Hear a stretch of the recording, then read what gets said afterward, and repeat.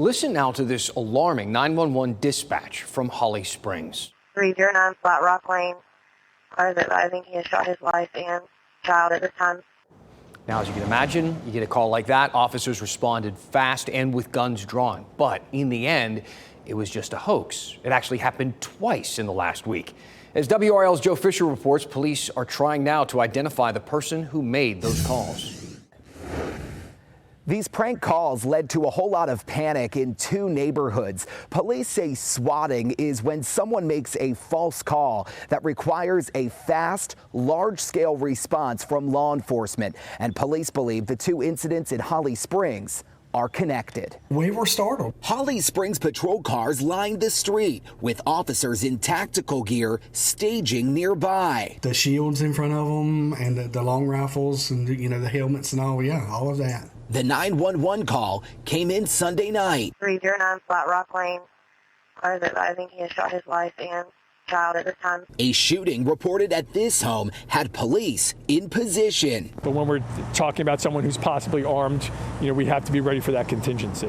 Police Chief Paul LaCourie says it was all a hoax, and 2 days prior, a very similar call happened on Mabe Drive, 3 miles across town. These can be very dangerous situations. Swatting calls have been tied to video gamers sending police to an opponent's home, and criminals hacking Ring doorbell cameras to make false calls. I think it's very important that you take any call like that seriously and you act on it. Chief LaCourie says that's exactly what they did. Now investigators are analyzing phone records to find out who made the calls and why. I think there's enough similarities that we know that they're connected. Swatting, he says, is a waste of time and resources, slows down response times, and puts officers on the highest alert. There is obviously room for error, and that's why these are so dangerous. The chief says the caller, no matter how young, will be held accountable in court.